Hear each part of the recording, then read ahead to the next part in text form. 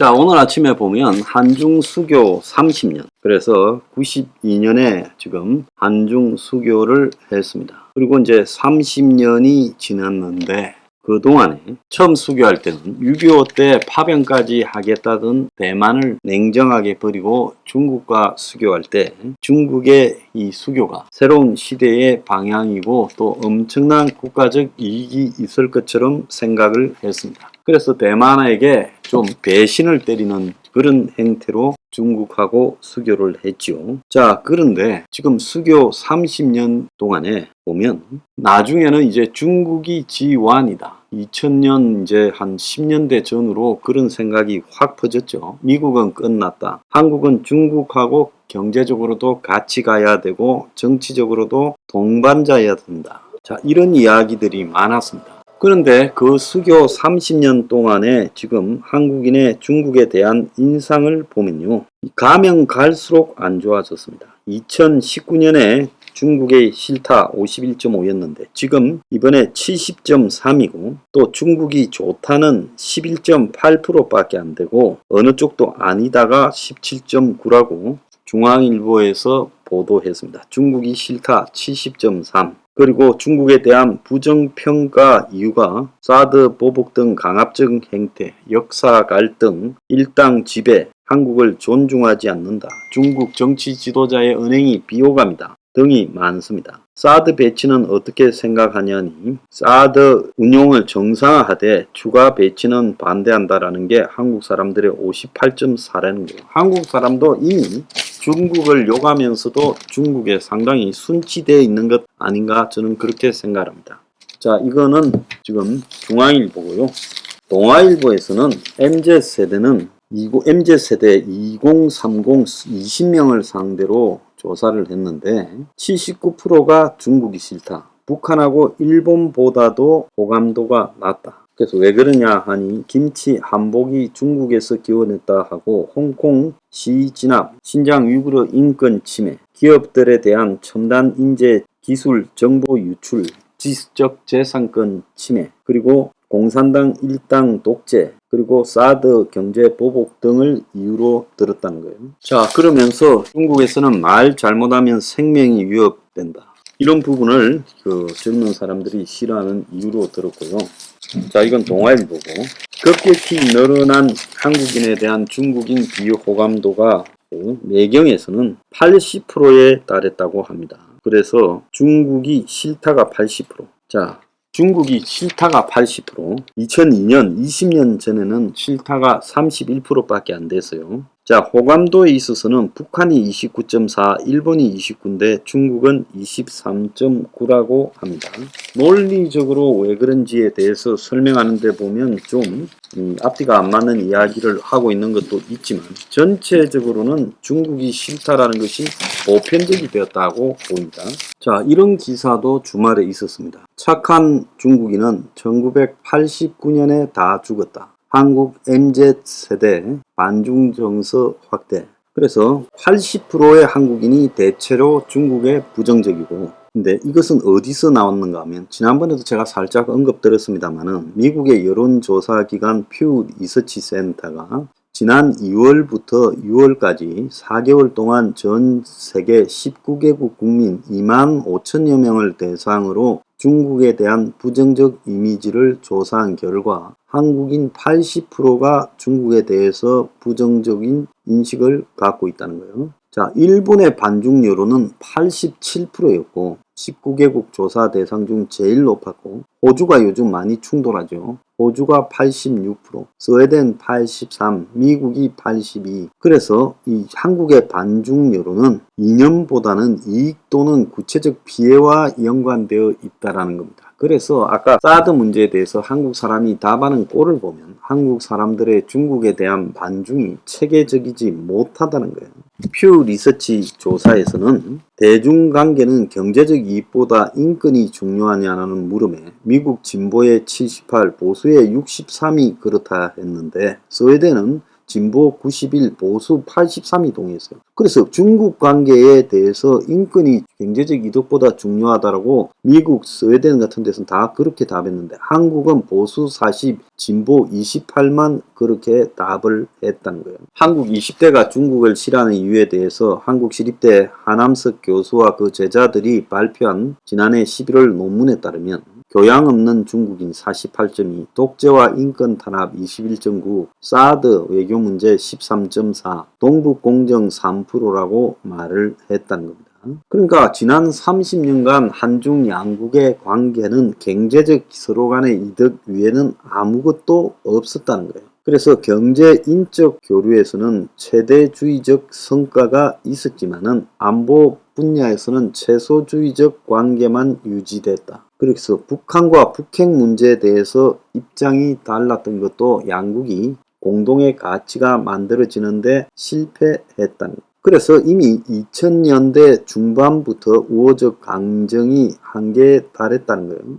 자, 그리고 베이징 올림픽 때 중국인의 모습을 보고 또 그 이후에 중국에 진출한 중소기업인들이 사회주의 이 체제의 레드 콤플렉스를 전부 인식을 했고 중국이 경제적 기회를 주는 곳이라고 생각하고 또 민족적 경제적 우월감을 느꼈지만은 그때까지만 해도 2016년에 사드와 관련 한한령 등이 내려지고 미국과의 무역 분쟁으로 이제 중국도 경제적으로 불확실한 대상이 되어버렸다는 거예요. 자, 조선 구마사 드라마 사태, 한복 김치 공정 등에서 한국 젊은이에게는 착한 중국인은 천안문 사건이 발생하던 1989년에 다 죽었다라고 되고 있고 그래서 이제 젊은 사람들을 중심으로 지금 비상적인 반중 심리가 형성됐다. 자, 오늘 서울경제에 보면 흑자의 만치에서 30년 대중무역이 알고 보니 독배였다라고 말을 하고 있습니다. 그래서 누적 무역 흑자 7,099억 달러, 그러니까 한 7천억 달러 정도를 이렇게 이제 처음에 이득을 봤는데 향후 30년간 지금 토해낼 상황이 벌어졌다는 거죠. 그래서 중국이 그동안에 보조금 기술 빼가기로 성장을 해서 살금살금 이제 한국의 흙밑을 겨누고 있고 지금 중국산 소부장이라고 부르는 소재, 부속, 이 장비 등이 이제 중국이 한국에 수출을 하고 있다는 겁니다. 중국에 멱살 잡힌 한국이 양국 무역 분쟁 시 한국의 피해가 6배나 더 높아졌다는 것도 지금 맞고요. 그래서 앞으로 한중 수교 30년 이후에 중국과의 관계가 이제 한계에 왔다라는 겁니다. 그래서 포스트 30년 동안 중국하고 적절하게 저는 이제 선을 긋고 비중을 굉장히 의도적으로 줄여나가지 않으면 앞으로 이 중국 문제에서 한국이 지금까지 좀 덕본 부분을 전부 토해내면서 몇 배로 갚아야 되는 그런 상황이 벌어지게 생겼다는 것. 그것뿐만 아니에요. 지금 애플하고 이케아 같은 나라도 탈중국이다. 그래서 굿바이 세계 공장이라는 기사도 지난 주말에 나왔습니다. 채널A에요. 그래서 지금 애플의 아이폰 위탁 생산 업체 팍스콘 중국에 40개가 넘는 생산 단지를 가지고 있는데 이 회사들이 전부 주요 기지를 베트남으로 이전하고 있고 이제 차례대로 다 옮기고 있어요. 자, 스웨덴 이케아도 중국에 지금 상하이 매장을 폐쇄하고 점포들을 점점 줄여 나가고 있고 아마존과 이 나이키도 중국 내에 온라인 서비스를 중단했어요. 그래서 이제 중국에서 떠나자고 다 떠나는 상황입니다. 중국 사람들은 지금 오직 중국 경제가 어떻게 될지 모르니까 전부 다 저축을 하고 있대요. 그래서 중국의 물가 인상이 아주 심각해서 중국 사람조차도 지금 중국을 두려워하고 있습니다. 중국이 우리에게 남긴 또 다른 하나의 이 업보가 있죠. 이 조선족이라는 문제인데요. 공식적으로는 60만 명인데 이것보다 훨씬 많지요.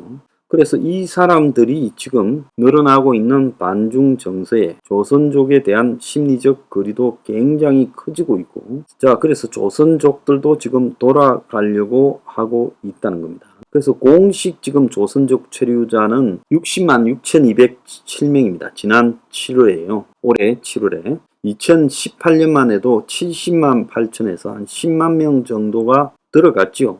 자, 그래서 뭐 여기에 살고 있는 조선족들은 스스로 한국이 노력한 만큼 대가가 나오고 또 한국 생활에 잘 적응하기도 좋다 하지만은 또 다른 사람들은 사실상 한국이 조국이라고 생각하기보다는 돈 벌고 이용할 대상으로만 생각하고 물가가 높고 중국도 지금 경제가 성장해 한국과 다르지 않으니 돌아가고 싶다. 자, 그래서 실질적으로 이 조선족 상당수가 중국을 자기 고향으로 생각하고 있다는 거예요. 그리고 그들 중에 다수가 이 조선족에 대한 한국 국민의 혐오 등을 지적한다는데 중국인 비하 발언을 하면서 욕하거나 공사 현장 등에서도 멸시받는다라고 말을 하고 있는데요. 최근에 환중 관계가 악화되면서 지금 귀화를 후회하거나 중국에 돌아갈 거라는 사람이 많다라고 합니다. 빨리 돌아가기를 바랍니다. 자, 조선족에 대한 정체성 조사에서 한국에 가깝다라는 사람이 2010년에는 자기들이 60%였는데 이제 40%로 줄어들었고 남이라고 한국을 생각하는 사람이 40에서 60으로 늘어났다는 거예요. 그래서 조선족의 한민족으로 보는 정체성이 젊은 쪽으로 올수록 더 약해져 왔고 자, 그들이 경제적 실리만을 한국에 추구해 간다. 그리고 중국의 지금 저런 행태들과 관련해서 한국민이 조선족에 대해서 가지는 분노가 늘어나고 있다. 저는 솔직히 다수의 조선족이 한국인으로서의 의식이 없기 때문에 이들이 결국은 한중 관계가 악화되고 중국에 대한 배척은 가면 갈수록 더 심해질 거라고. 왜 2030이 심한 줄 알아요? 그들의 일자리를 잠식하는 부분에서 중국이 기여하고 있다. 즉 한국의 기득권은 중국하고의 관계에서 재벌들이 중국에 공장을 놓고 그걸 버리지 못해서 이 친중적인 고리들을 유지하지만 젊은 사람들은 자신의 일자리들이 사라지고 있는 부분에 일정하게 중국의 영향, 조선족의 영향이 있다고 바라보는 겁니다.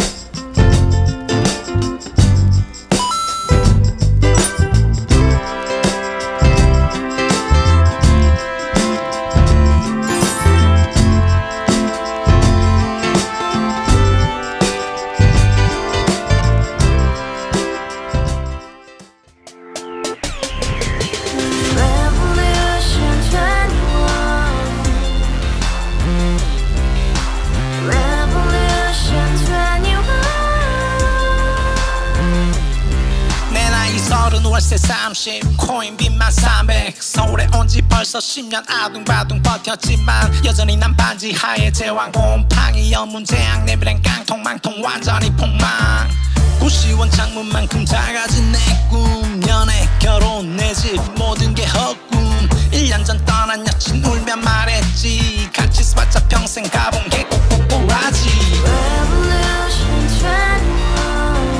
가바후스 700 나도 소유주